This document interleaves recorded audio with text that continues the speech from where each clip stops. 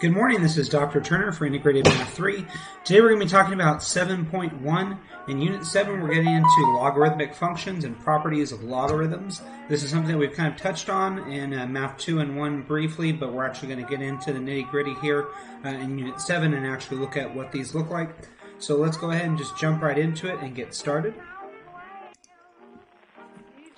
So when you're looking at logarithmic functions, these are the reciprocal of exponential functions. So let's say I had something like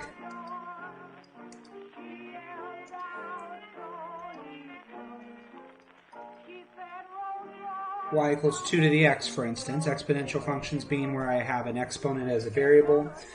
The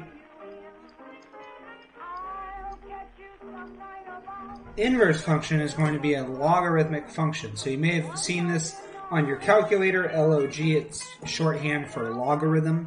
We're going to look at the properties of those here in Unit 7.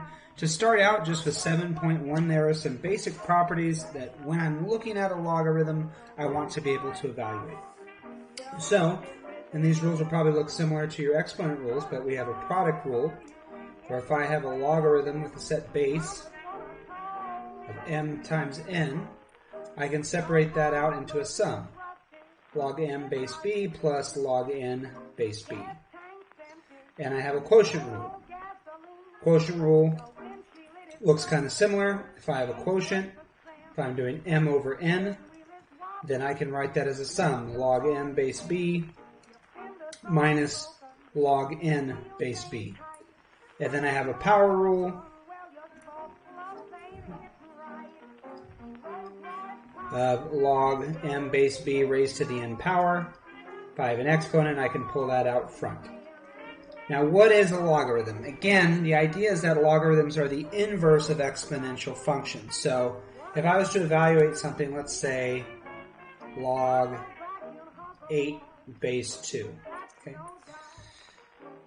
Basically, what you're doing here is looking at your base and your index, which in this case would be here. And so the question is basically 2 to what power is 8?